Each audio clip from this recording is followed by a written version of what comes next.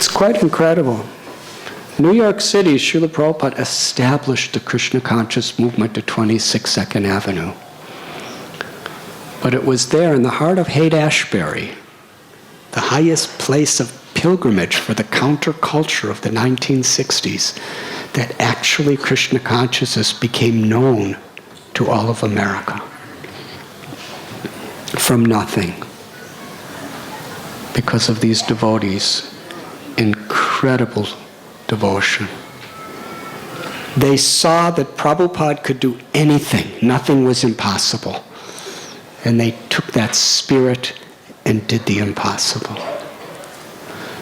Srila Prabhupada was so pleased with them, and he had such faith in them.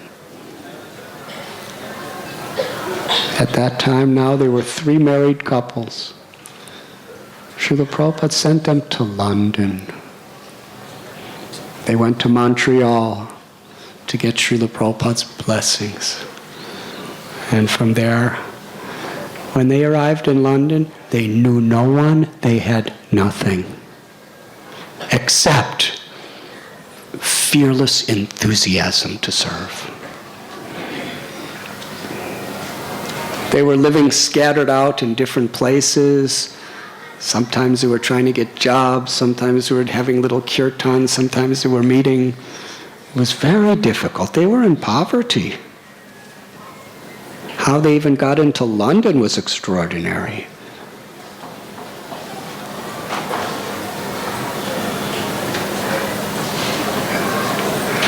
Srila Prabhupada, when he talked about these 3 Grihastha families, he said, these 3 families are as good or better than sannyasis as far as their fearless, empowered capacity to spread Krishna consciousness.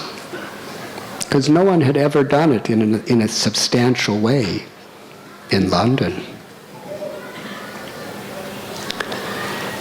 And when they found out that Shamsundar wrote a letter to Prabhupada, or he talked to him something, because there's a letter from Srila Prabhupada to Mukunda Maharaj, where Prabhupada said, Shamsundar wants to give Krishna consciousness to the Beatles. I think it's a good idea. What do you think? The most famous people in the planet. They had so many people screaming during their concerts in some sort of ecstasy of whatever, that they couldn't even hear themselves play. Nobody in the history of the world ever affected people like the Beatles. So they didn't even go public. They just sat in their studios and made records, and everything that they made was go right to become number 1. So very hard to meet them. So Yamuna Devi, Malati Devi, and Janaki Devi, they had this strategy, because the Beatles owned a record company called Apple Records. So they started sending different preparations made out of apples.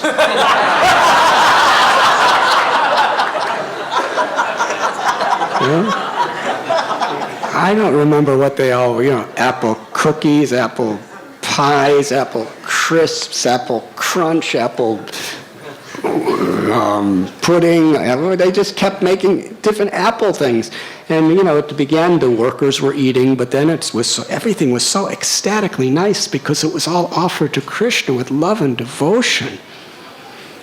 And it was empowered by Srila Prabhupada, and Yamuna Devi and Malati Devi and Janaki. They were excellent cooks because they so wanted to please Prabhupada so deeply that eventually the Beatles were eating it every day.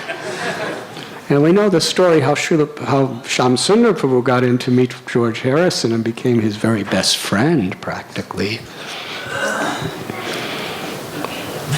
Well, Yamuna Devi explains they made for weeks all these prasad apple preparations. And then very strategically, they stopped making.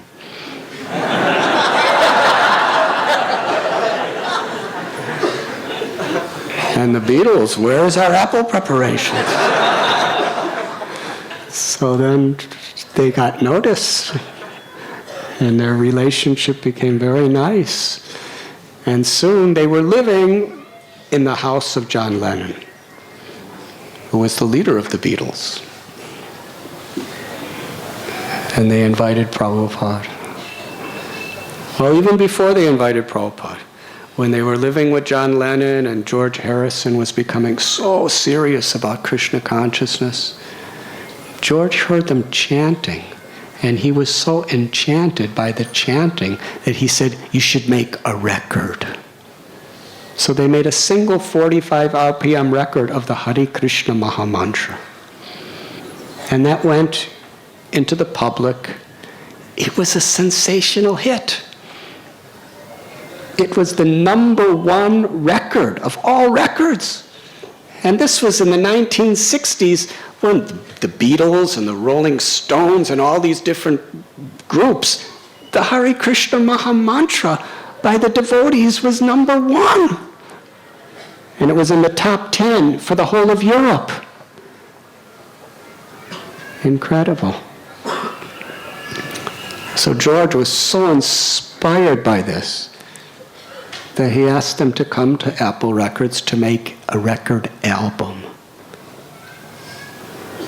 And on that album, the lead song was Yamuna Devi singing Govindam Adipurusham Tamaham Bhajami.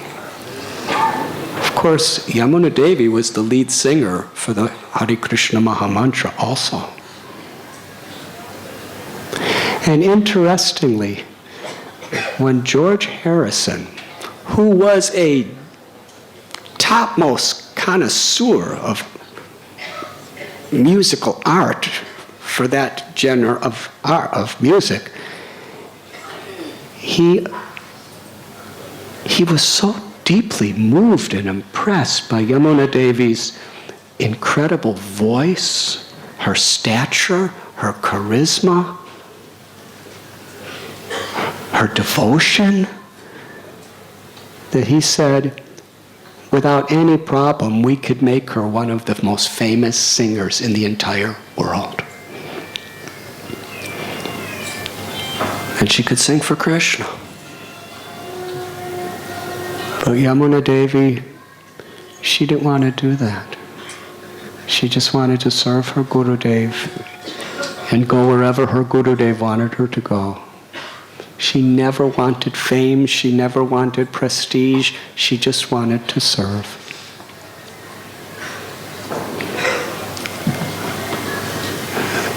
The song Govindam Adipurusham and the album was it was one of the biggest selling record albums in all of Europe. And at the time, Srila Prabhupada was in Los Angeles. We heard already from some of our most beloved speakers a little of the story.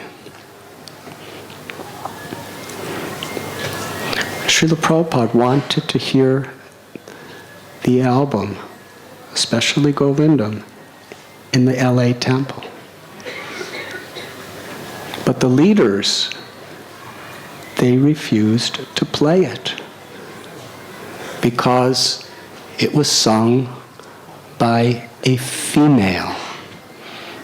And the brahmacharis might get offended. And the sannyasis might get angry. So Prabhupada said, play it. They said, no, we don't want to play it here. And he said, no, I want to hear it. And they said, we don't have a tape recorder. We'll find one later. And it was just about the time, I think it was about the time for greeting the deities. And there was a sound system in the temple rooms. Prabhupada said, play it in the sound system for the temple room. But Prabhupada, it's a woman singing. Prabhupada said, play it. And when Jamuna's voice began, Govindam Adipurusham Tamaham bhajami. As it echoed through the temple, everyone was watching Srila Prabhupada's reaction. He closed his eyes in total silence, and a few seconds later, tears streamed from his eyes across his face. And he didn't say a word. Then everyone understood Srila Prabhupada's heart. And Prabhupada said that this is a transcendental spiritual symphony from the spiritual world. And then he gave an order nothing like it before or since. He ordered that every single temple of ISKCON, at the most intimate, special time of the day of greeting the deities, that this song of Yamuna Devi and the devotees in London be played. And it's something absolutely universal.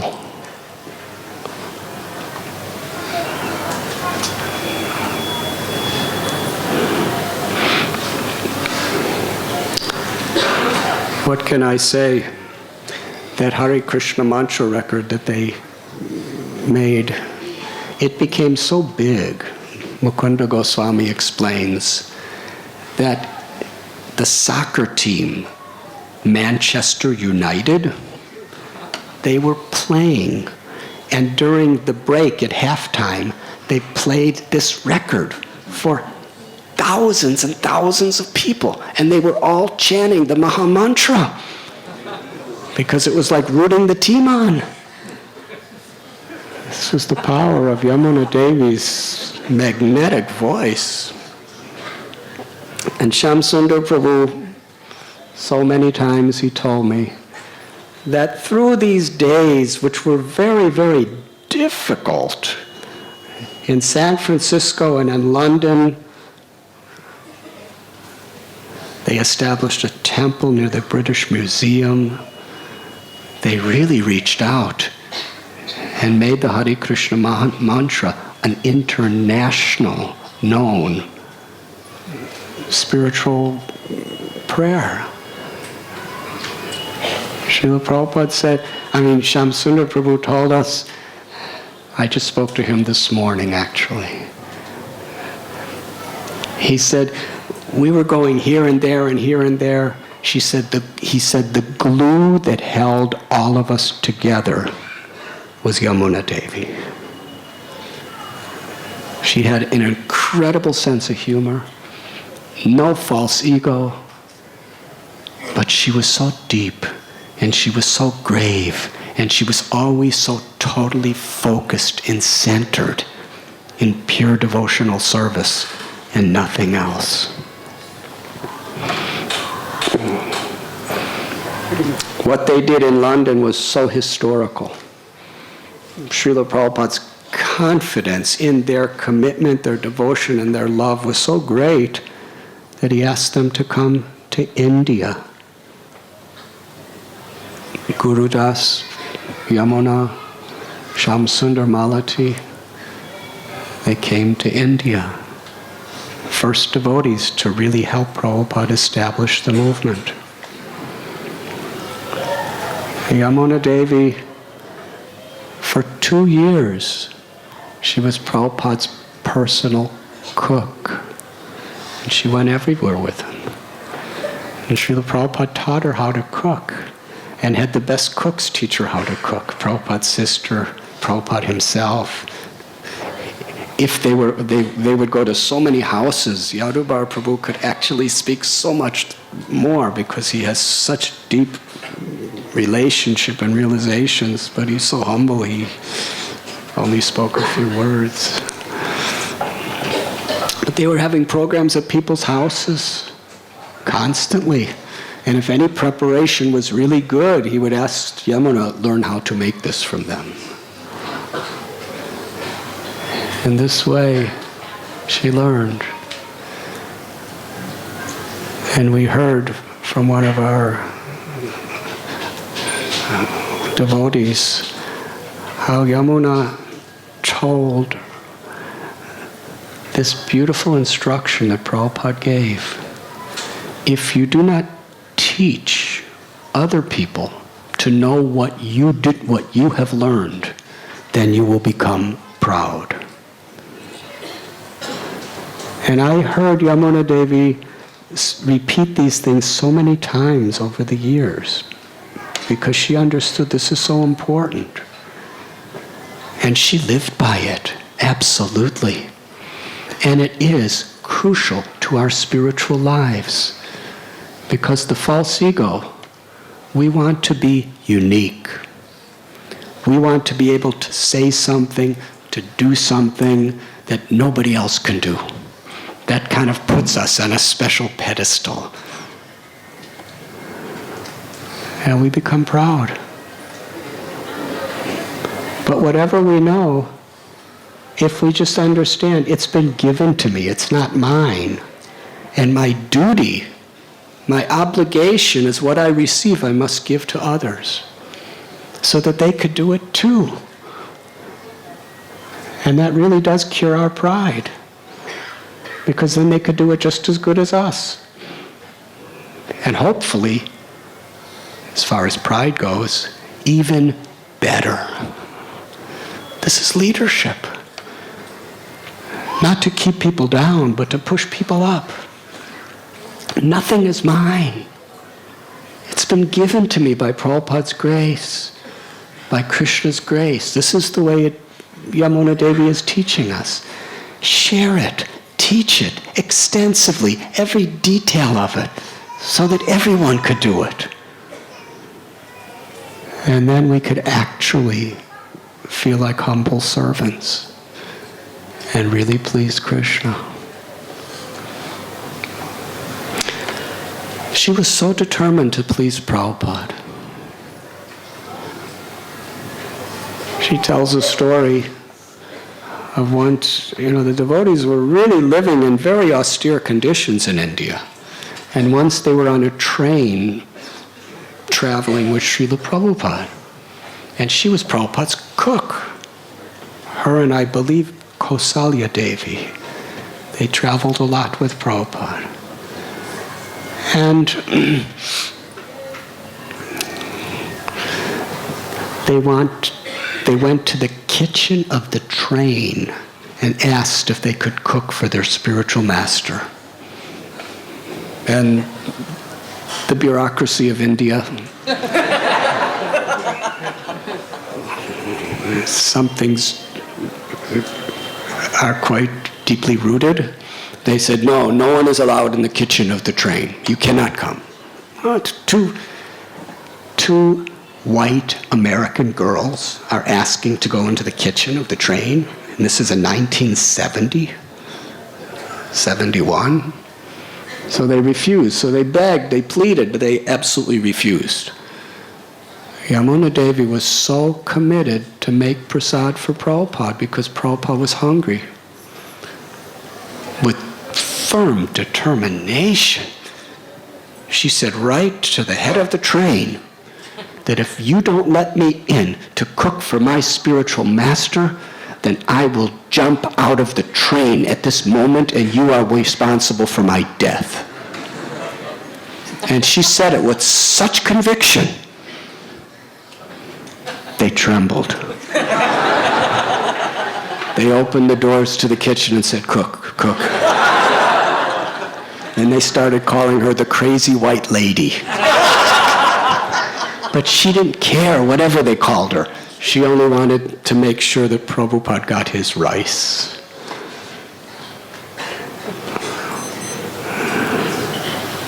Srila Prabhupada recognized that.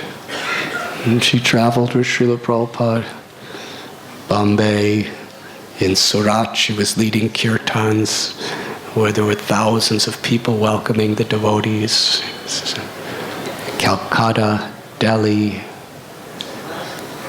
And ultimately, Srila Prabhupada instructed Guru Das Prabhu and Yamuna Devi to take charge of Vrindavan, to build the Krishna Balaram temple in Vrindavan, to cultivate ISKCON Bhakti in Vrindavan. And they did. And it was really difficult. When I lived in Vrindavan, there was only one other white person there, and we were just, I was just sleeping on the riverbanks and just going to holy places and doing bhajan. And it was the most wonderful thing, but it wasn't easy. But can you imagine 2 Western American white people in 1971 who were given the task of building a magnificent temple and establishing an entire movement full of challenges. Everyone wanted to cheat them. Everyone wanted to exploit them. Not everyone, but many. And they did it. Year after year after year, they struggled to establish the Krishna Balaram temple in Vrindavan against all odds.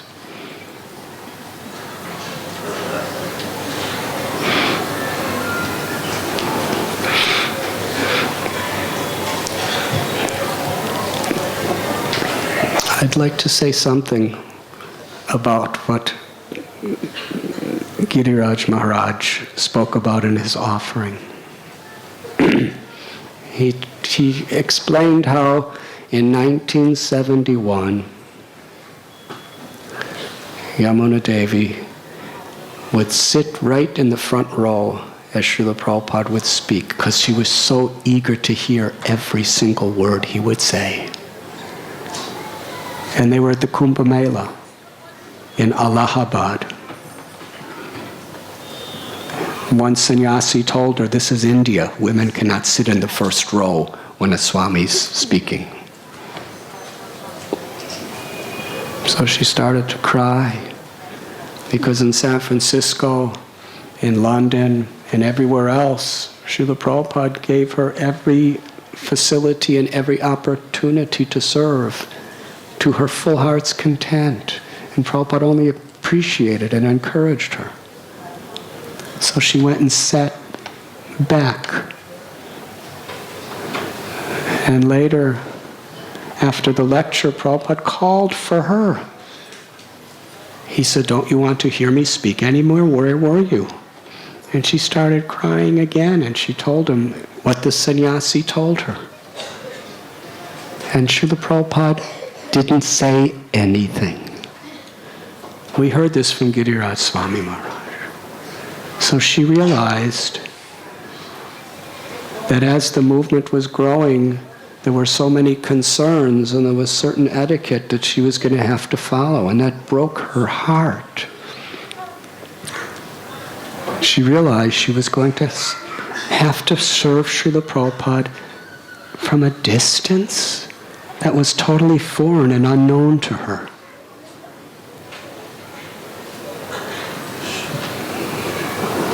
Now I'm going to give you a little my own realization of what we have heard.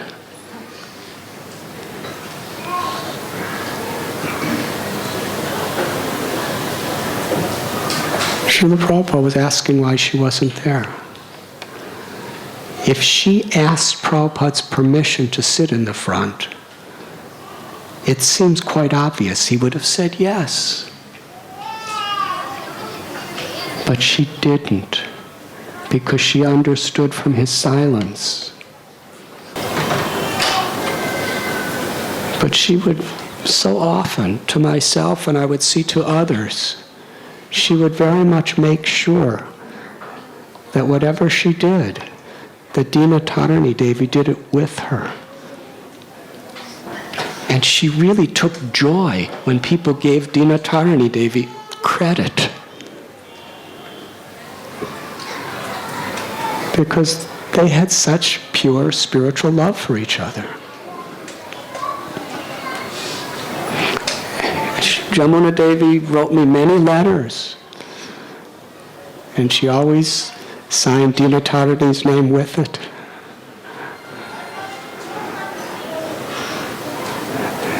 She didn't want to take any credit for anything herself. They were a team, and whatever credit one had, they shared. And she was very much in that mood always. What a beautiful lesson that is for the world.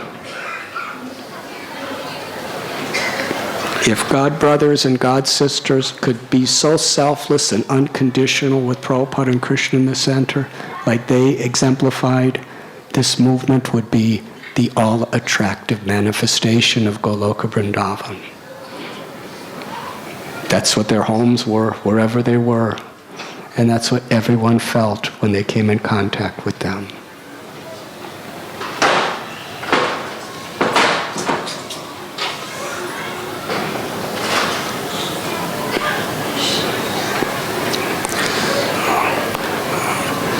Yamuna Devi, in Prabhupada's service, wrote the most incredible cookbook in the history of Brahma's creation. I think it was, 800 pages?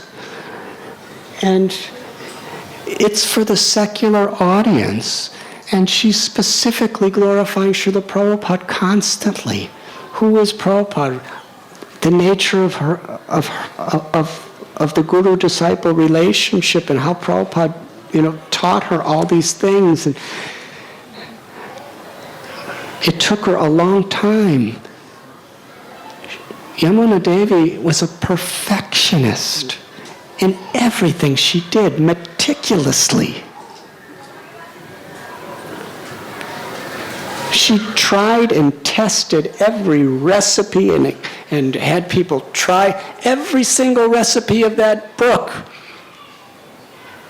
Was learned, was experimented, was tested, was proven many, many times before it could go into those pages. And everything was connected to Prabhupada and Krishna. She named it Lord Krishna's cuisine. Doesn't get any more direct than that. She sent it, publisher after publisher after publisher. Everyone rejected it. They didn't want it. Too long, too big. You have to take this out and take this out and this out. Then we will consider it. And people were advising Yamuna Devi, you have to revise it. She said, no, as it is.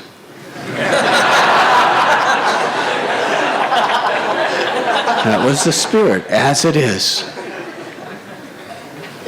It was being rejected by every publisher it was being sent to. No, compromise or forget it. And finally, one publisher, a branch of Penguin, Dutton, they printed it. And that year, some of the most famous, great authors of cookbooks wrote cookbooks.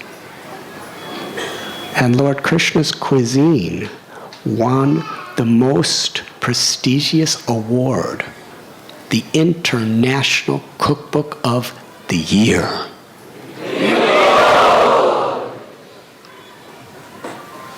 And it's simply an offering of her love for Prabhupada. What Srila Prabhupada gave her, according to his instruction, she was sharing with the whole world. And she was becoming very, very famous. But she didn't want fame. Only she wanted devotional service. Yadavar Prabhu was telling us about how she moved to Sharanagati.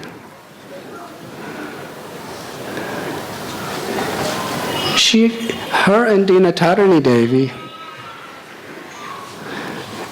I may be criticized for saying this, but in my own heart, they're kind of like the Rupa and Sanatana Goswami of ladies in ISKCON today. They're just incredible personalities. I'm happy if people criticize me for saying it. Yamuna Devi looks like she's laughing at me. That's good enough. They built straw bale house out of natural products. And we built natural houses in our farm at Govardhan in Wada.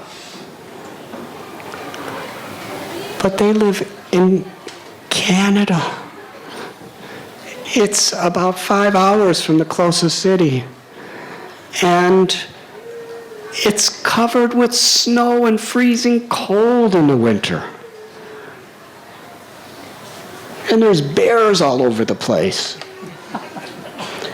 Yes? It's a very austere place. And they lived there. It was like an incredible bhajan kutir. And if you go there, it was the spiritual world. They designed that little bhajan kutir. It was beautiful. Meticulously, it was so simple. But every molecular particle was surcharged with their devotion. Everybody could feel it. Nothing was superficial for Yamuna Devi. Everything had a meaning, had a purpose. I used to just examine and just look at every detail. The altar. There was just little places, special places for Prabhupada's remnants, special places for everything that belonged to the deities, special places for everything.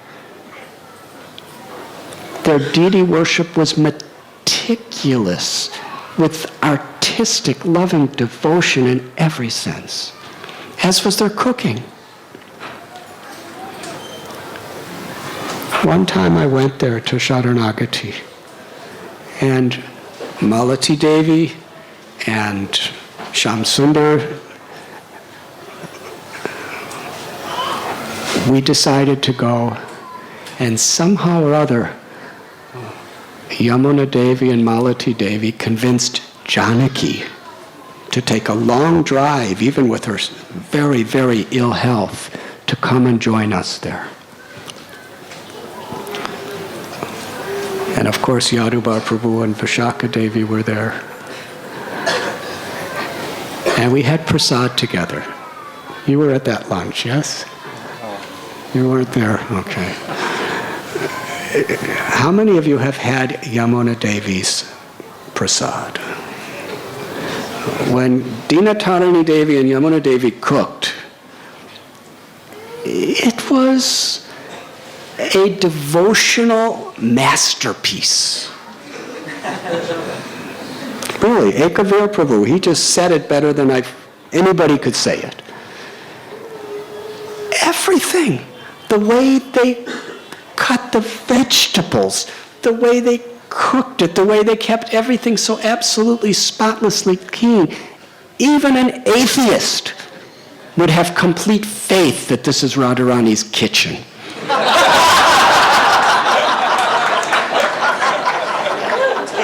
Seriously. That's the way they prepared everything. And the way they made the plates and the way they served it. Ekavir Prabhu said, when the plate came, what to speak of the things on the plate itself.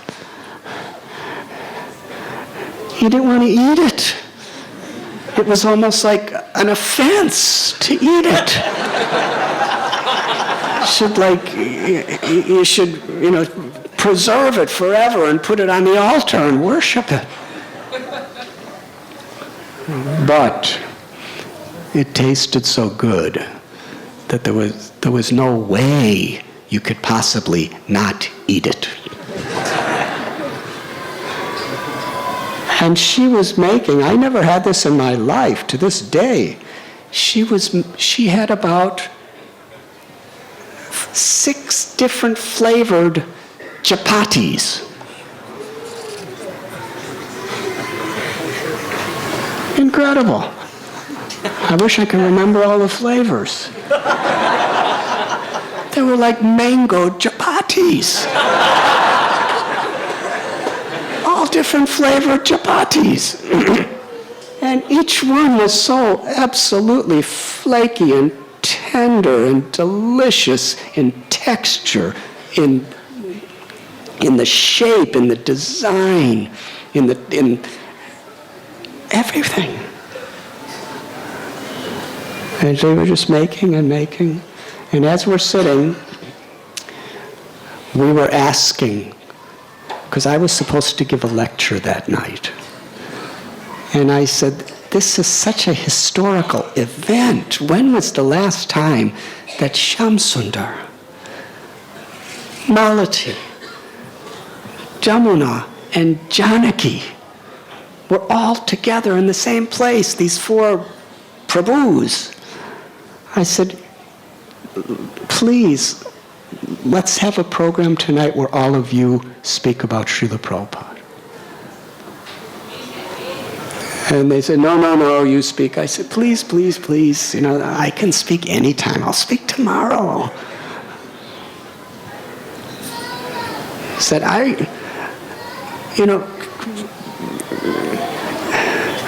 I'm dying of thirst to hear all of the 4 of you here speak together, and everybody else will. And Janaki Devi, she said, no, I have not spoken in public for 30 years. Something like that, right? Since about 1970 or something. She said, I have not spoken in public. There's so many devotees here, I will not do it. And I said, just sitting at the table, taking prasad, you've been sharing so many stories about Prabhupada. Just whatever you said to us, say it. She said, no, you're my close friends. We're sitting at a table together, but I can't do it in front of an audience. And then Yamuna Devi said, just pretend that it's just us at the table and just speak.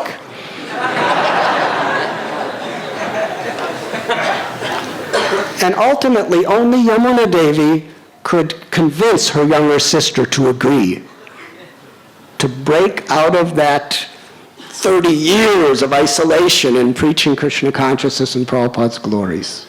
So Janaki Devi finally agreed. But then Yamuna Devi said, but the 3 of them will speak, I'm not going to speak. I said, what is this? That's the 4 of you. She said, how can I speak? I live here. It's presumptuous when all these guests are here that I speak. So somehow or other went back and forth, and because everybody wanted her to speak, she surrendered. And that was such a beautiful historical event. You videotaped it, didn't you? It's absolutely incredible. Shamsundar Prabhu is just so expert at just churning the nectar from people's hearts. And I was just so amazed to see the dynamics between these 3 sisters, Dina Tarini Devi, Yamuna Devi, and Janaki Devi. The dynamics are quite inconceivable.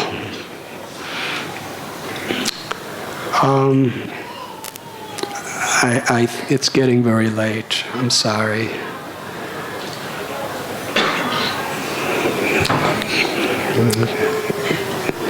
We are so blessed in this very temple room on several occasions. Yamuna Devi spoke for us, sitting right here, in Yadubar Prabhu's chair. She would lead kirtans. She would speak incredible, deep memories of Srila Prabhupada. She would speak such powerful, pure, heart-piercing siddhanta of our teachings and our philosophy. with such compassion. And that miraculous event was already explained. For people who only hear this tape, I will just repeat it because it was so inconceivable. Yamuna Devi was here, and it was the greeting of the deities time, and we were all sitting in front of the doors, and the doors opened, and just as the doors opened, the electricity went out. So Govinda Mari Purusham didn't play. There was no electricity. So everyone looked at Yamuna Devi. And I asked her, please, you chant. She said, no. And everyone was looking at her, please chant. So she led live in person for the greetings of Radha Gopinath. Govindam Adi Purusham Tamaham Bhajami. And I was just thinking that devotees all over the universe would give anything to be here for this moment where Yamuna Devi is live in person greeting the deities. And it was very heart-melting. As soon as she ended, all the lights went on and the electricity came back. This is not just some sentimental idea. This is the reality that Sri Sri Radha Gopinath, they wanted her to sing for them. And they orchestrated it perfectly. And we were all the witnesses of this Leela. During the Puna Yatra, Yamuna Devi, Dinatarani Devi, they came. How many of you were there for that? For several days. And how much they encouraged us to see all the enthusiasm for chanting and for dancing. And in their honor, because they are such great renunciates, I don't know how many hours I spoke about Lord Chaitanya's sannyas pastimes. And somehow or other, like a mother encourages a little child, they encouraged me to just keep speaking. It meant so much to me that I could actually please them just by my insignificant attempts. And that's a special message. Whatever our position is in Krishna consciousness, the nectar of devotion is when we really try to please those people who we feel are so close to our Gurudev.